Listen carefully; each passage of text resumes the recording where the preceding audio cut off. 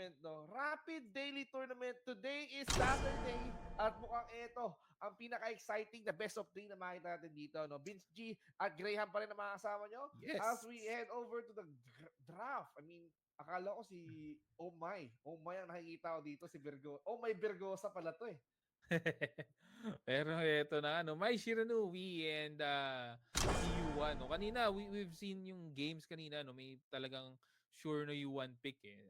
Yung 2 games na kinas natin kanina Vince, may Yuan pick. So sa mga hindi ko nakakaalam, habang nagka-cast kami ni Vince ng isang game, may mga ongoing games din offline, no? Kasi nga hindi lang isang tournament ang nandito or hindi lang isang team ang naglalaro dito sa tournament. So we're just parang pumipili lang kami ng mga match-ups na sa tingin namin ay solid i-cast. So ayun.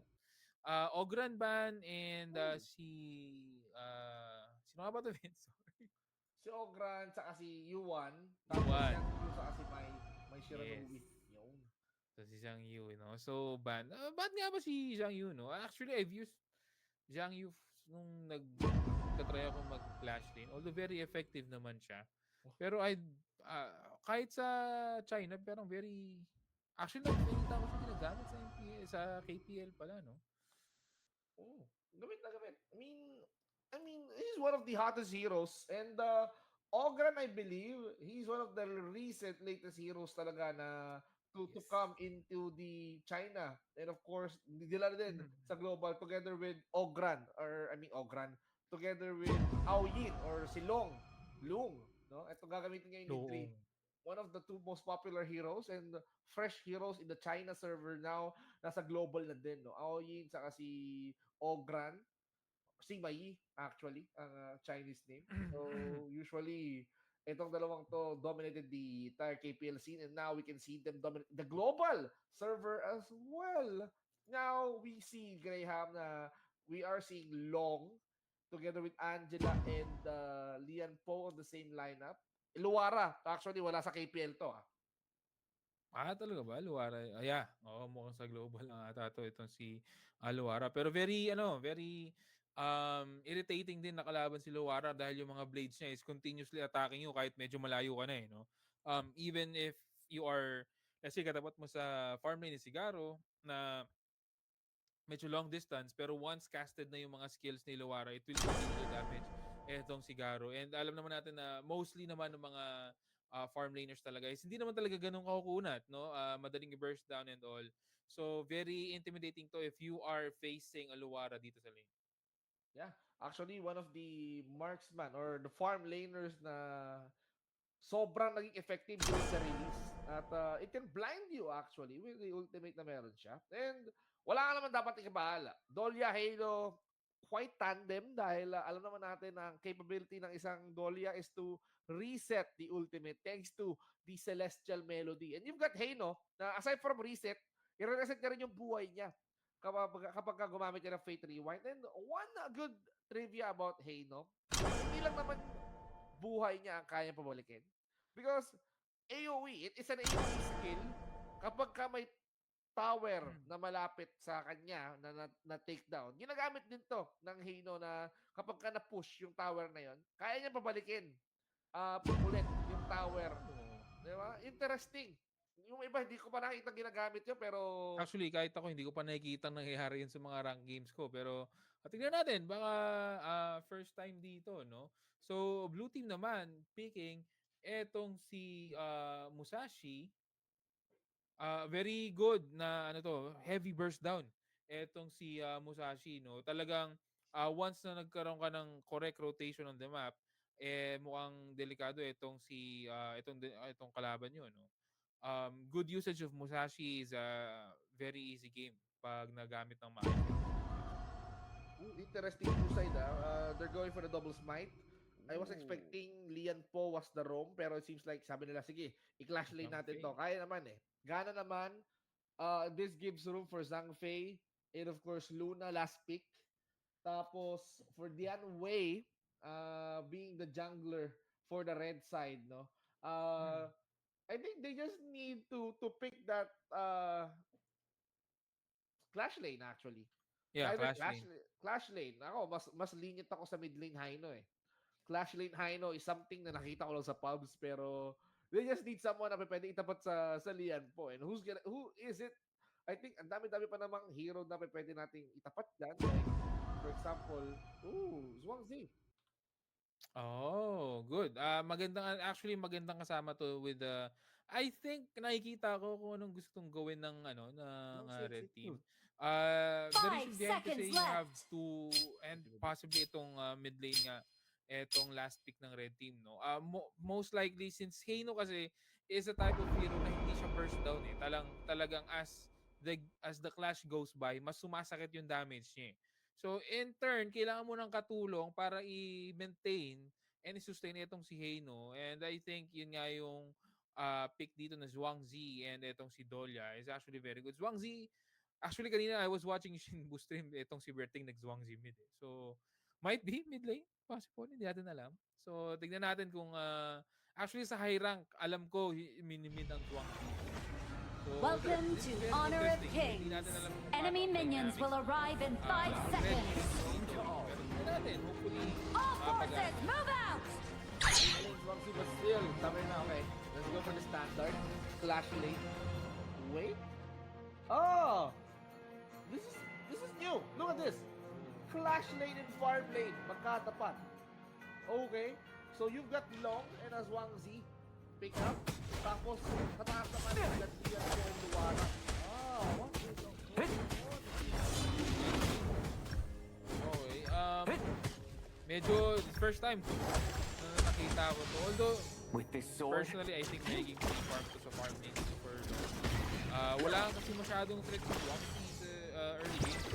Like, yeah, mapapatunan ng skills pero other than that, wala yung gagawin niya. Wala siyang lockdown, and all.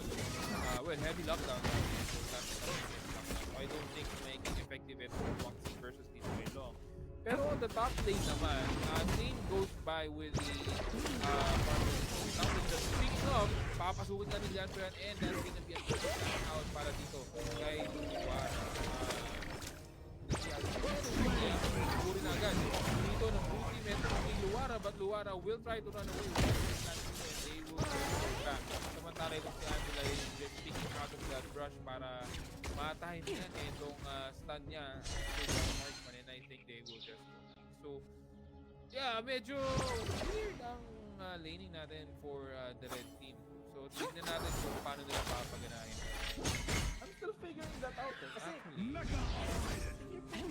Zhuangzi in the farm lane, kailangan mo siya para sa item. Pero Angela now using saving this just to get out. Tapos tamang old move lang siya dito para, Zoya just load, push down, or push back yung mga kalaban. So, kunin si Luwara, no? And if you're putting a marksman in the clash lane, so expected mo dito, kailangan siya protektahan. All the 4 heroes na meron dito sa mapa na to, they want si Luwara to this level.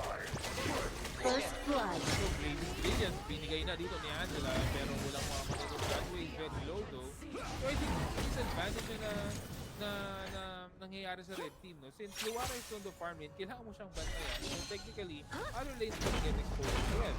So makita mo nga yung long is very, very free farm, pero ito na nga mo. Blue team has slain an enemy. Una, will try that next time, pero may makukuha pa sila. Red team Blue team has slain an enemy. Red team has slain an enemy. Pero Luna will be taken.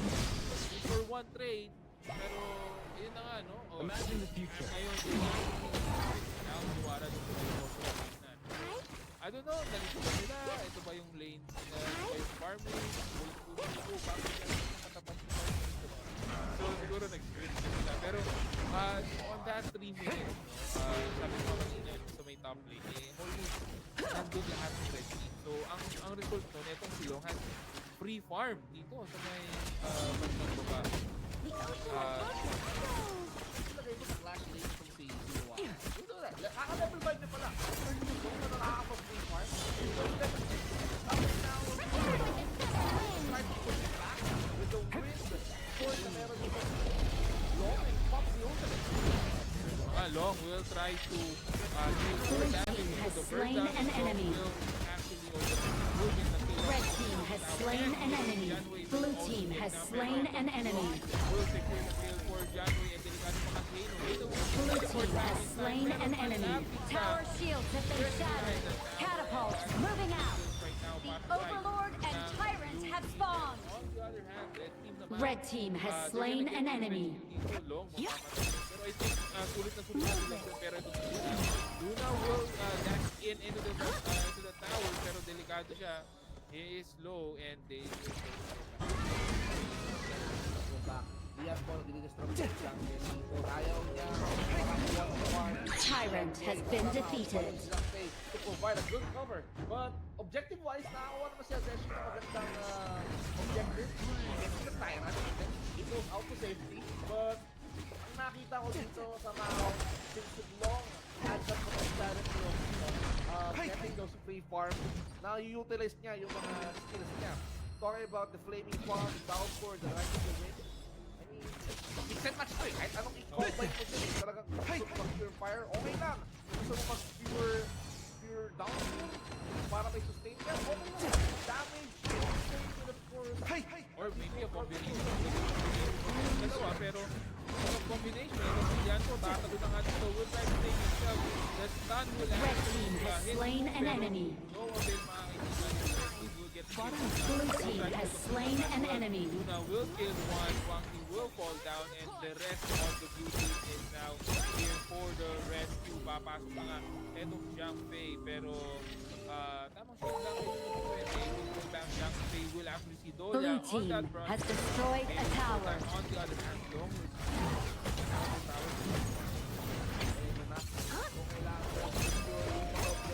well, binabakuran na ng red side dito. Blue team killing spree. Luna here, good commitment. He managed to get one.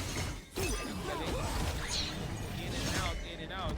Eto si Ardesi kanina, no, mga guys, so Luna, or a bit, siya yung nakikita kanina sa second so, nakikita mo talaga yung expert on the ground control. And Blue team has destroyed a tower. Get that blue up. Then on the other hand, Long will continue to spread more castle more over the map and they will just focus. So nice zoning out, nice map zoning para sa blue team, giving Long this free farm. Bakbakan dito. Actually, Swansea is a really good pick. Kasi, ang kagandahan sa Swansea, you've got a crowd control in. At hindi lang para sa iyan. Most of the time, you can provide crowd control immunity sa mga kampi mo. Which is very, very good. Kasi, look at the competition. Crowd control, ang dami niya rin. You've got crowd control coming in from Chaos Centers ni Angela. You've got crowd control coming in from Dalian Po. You've got crowd control coming in from Series Lab dito, coming in from the Luna. So, if you got Swansea, Pero Swansea now facing 3 heroes from the blue team right now with only the turret na nakakampi niya. No one from the red team is actually trying to help him out. Pero samantala, sa may gitna, Luna dito will get that dito kay Jangwei, but I don't think he will. They will try to force this one out. Blue team has slain an enemy. Sa top lane, mapapatay nila si Guangli right there. And that's it. That's a small win para dito sa may blue. well, we don't need crowd control dito. Angela is there. Oh, Blue team has destroyed a tower. Blue team has destroyed a tower. And there you go, no? And that's it. Itong middle lane, outer tower. Pero ito, tower up na. Hindi na sila, hindi na sila safe sa mapa. They don't feel safe already dito sa mapa. Pero ito, Janway trying to run towards Lian Po. Again, third, yan, hindi yan tutumba agad mga kaibigan. And again, disengage from the red team. Disengage muna, no? Kalma lang. We all trying to get ahead. Kaya pa naman depensahan to ng red team. Kasi they're playing defensively. They got the hero picks, nakasalubong. Yung Golia, saka yung Lian mo dito sa Bra. And alam nila na may tao dito. Akala lang hindi na pansin, pero they wanted to defend them up, chase them down. Kasi Tyrant has been defeated. Pag makakuha yung princess buff, makakaw yung Lian po, mag-spell, They're trying to disrupt the enemy farm. Exactly. Pero on the other hand, no, blue team securing a very important objective itong Tyrant dito sa may dito. They will now try to be active sa mapa with this Tyrant bomb. Pero ang sakit ng long if you would see the first down na binigay niya. Ay, Luara almost dying right there. Blue team has slain an enemy. Angela will get the kill. Angela will fall down. And go out the game for this. Luna will now try to turn over Dang, and that's Blue team yes, it will. Yanko will secure that kill. And it will be back. Nice Blue in team and out has to destroyed a tower. Well, blue team now having that Blue good fight. team has Meron destroyed silang, a tower. Space. They can even go for the mid lane push para mas makaluwag-luwag sila dito. Walang makakapigil. Almost in the Gloria. That's only the same. Blue team has destroyed a tower. He's gonna be unstoppable when it comes to The Overlord and Tyrant have been enhanced. Cannons moving out. Shadow Overlord as we speak. Nako,